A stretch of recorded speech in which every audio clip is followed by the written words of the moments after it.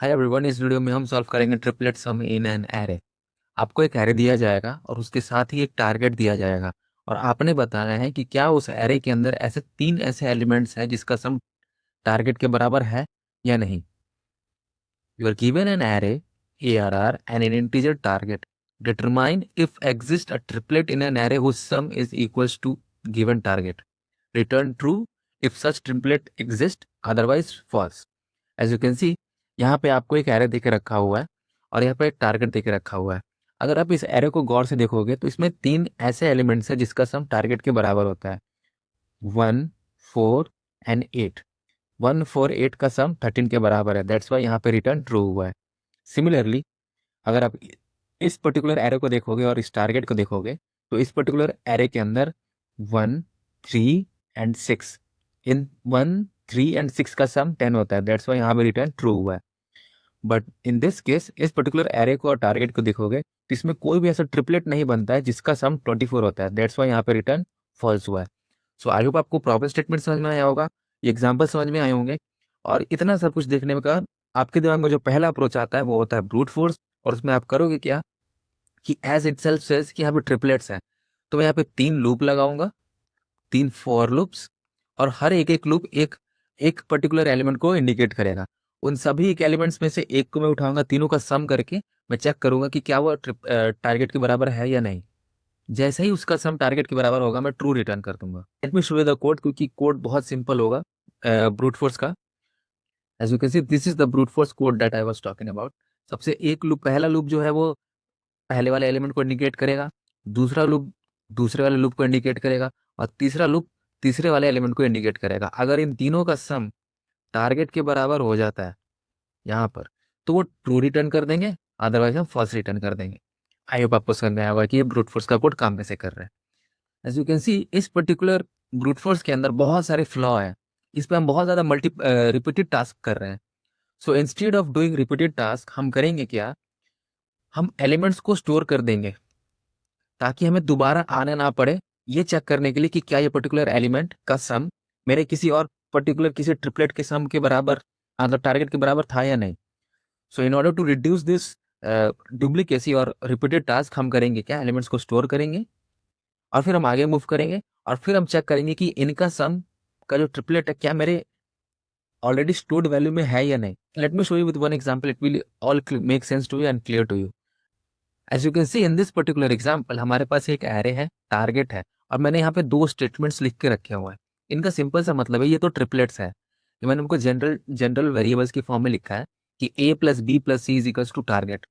Now अगर हम दो दो भी फाइंड कर पाए, अगर हम दो भी एलिमेंट ऐसे फाइंड कर पाए जिनका सम जिनका हम ऐसे दो एलिमेंट्स अगर हम फाइंड कर पाए तो हम तीसरा आसानी से निकाल पाएंगे by subtracting with our target. Brute force के अंदर हम रिपीटेड टास्क कर रहे थे, यानी 3 लूप लगा रहे थे और एक बार ट्राइवर्स करने के बाद हम उसे बार बार ट्राइवर्स किए जा रहे थे। बट इंस्टेड हम क्या करेंगे, हम एक यहाँ पे डेटा स्ट्रक्चर यूज करेंगे जो वैल्यूज को स्टोर करके रखेगा और ये सी यही स्टोर होगा हमारे डेटा स्ट्रक्चर में। Let's see with this example, it will all make sense to you and clear everything to you. सबसे पहले हम एक पॉइंटर यहाँ पे लगाएंगे, इसको हम नाम देंगे A. That's it, this is will be R A, ये हो जाएगा ए और ये बाकी बचे हुए एलिमेंट्स में से हम बी उठाएंगे। सो बी हो जाएगा हमारा इनिशियली 4। सी के लिए क्या हो जाएगा, फिर टारगेट क्या है 13, 13 माइनस 1 प्लस 4, ठीक है। और इसका सिंप्लीफिकेशन करेंगे तो ये आएगा 8। क्या है 8 मेरा सेट में प्रेजेंट है, नहीं, तो आगे मूव करो बी को और बी को आगे मूव करने से पहले इसको अंदर स्टोर कर दो। सो 4 इसके अंदर आ जाएगा। अगला एलिमेंट क्या है 45। So this will become 13 minus 1 plus 45, this will equals to -33।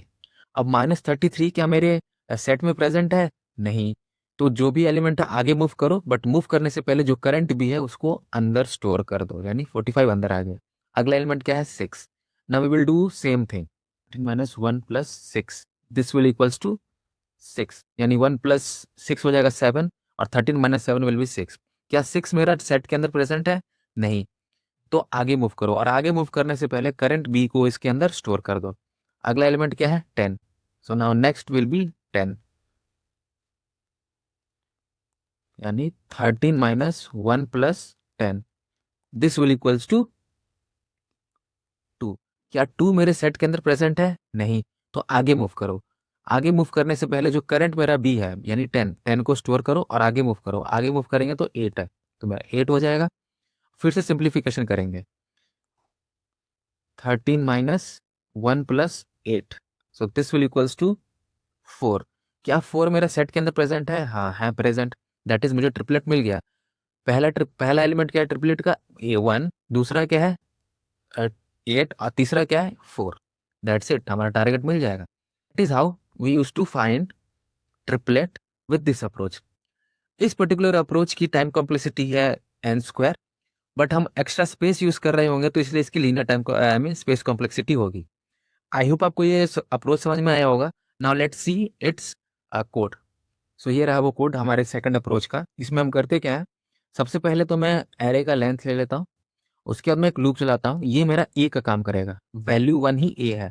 All right, okay.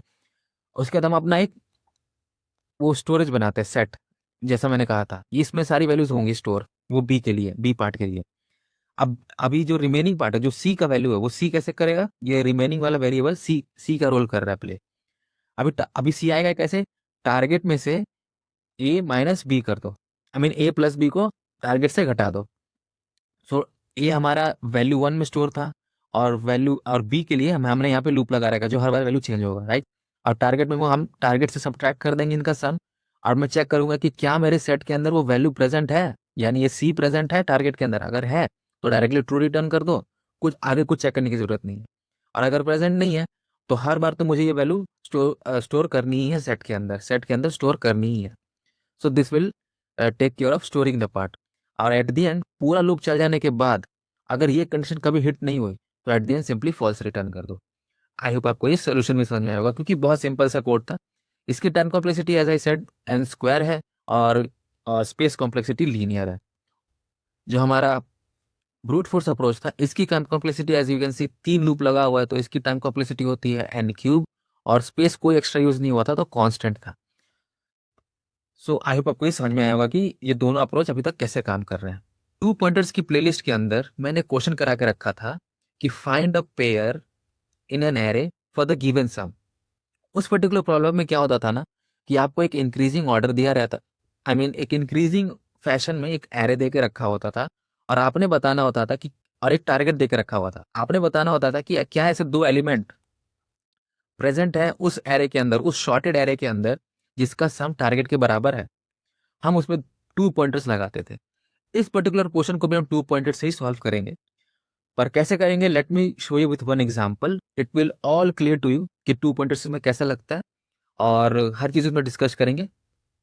As you can see in this particular example, हमें जो भी एरे मिलेगा सबसे पहले हम उसे शॉर्ट कर देंगे। ठीक है, सबसे पहले हम उसे शॉर्ट कर देंगे, और हमें यहाँ पे ट्रिपलेट ढूंढना है।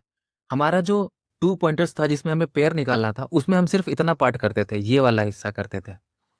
बट यहाँ पे ट्रिपलेट है तो हमने एक एक्स्ट्रा यहाँ पे ए लेना पड़ेगा।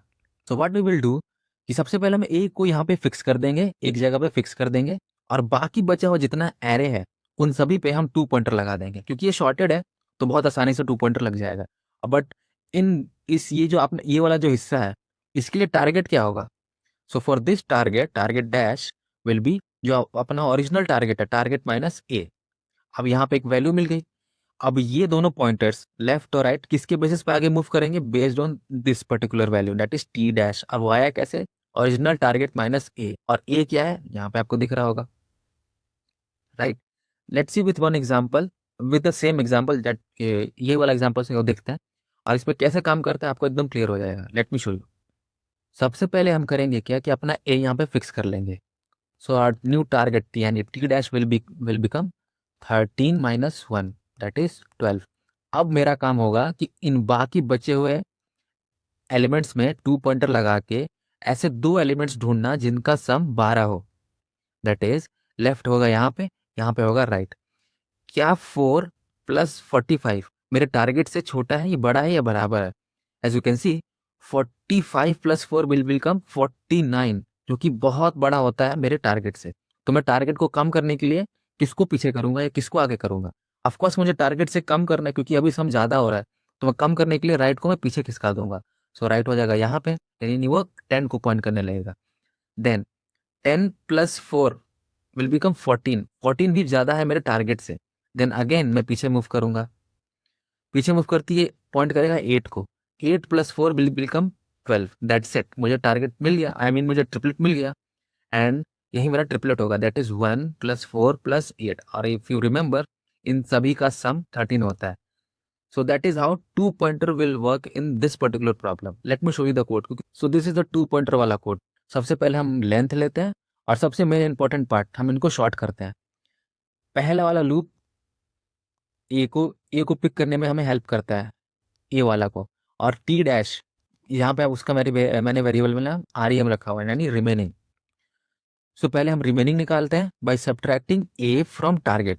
तो टारगेट से सब्ट्रैक्ट करते हमें टी डैश मिल जाएगा। अब ये टी डैश में मुझे बाकी बचे हुए एलिमेंट्स में मुझे टू पॉइंटर लगाना है। तो एज यू कैन सी यहाँ पे लेफ्ट लेफ्ट है, यहाँ पे राइट है, और इन दोनों का सम अगर आई मीन टी डैश यानी रिमेनिंग के बराबर हो गया, दैट्स इज मुझे ट्रिपलेट मिल गया है, मैं ट्रू रिटर्न कर दूंगा। अदरवाइज मैं लेफ्ट को आगे मूव करूंगा अगर इन दोनों का सम टारगेट से कम आता है, और अगर राइट और अगर आई मीन लेफ्ट को आगे बढ़ाऊंगा अगर टारगेट से कम आता है, और राइट को पीछे करूंगा अगर इन दोनों का सम रिमेनिंग से ज़्यादा आता है। और एट द एंड अगर ये पूरा लूप चल जाने के बाद कभी भी ये ट्रू हिट नहीं हुआ, तो मैं at the end false return कर दूंगा। आई होप आपको ये कोड भी समझ में आया होगा। इसकी टाइम कॉम्प्लेक्सिटी होती है n square, but constant space, हम एज यू कैन सी हम यहाँ पे कोई भी कांस्टेंट स्पेस नहीं यूज़ कर रहे हैं। सो इस वीडियो के लिए इतना ही। आई होप आपको सारी चीज़ें समझ में आई होंगी, और अगर कुछ भी ना समझ में आया हो, कुछ भी डाउट हो, तो you can directly reach out to my comments, I will reply over that. So इस वीडियो के लिए इतना ही, तब तक के लिए थैंक्स फॉर वॉचिंग।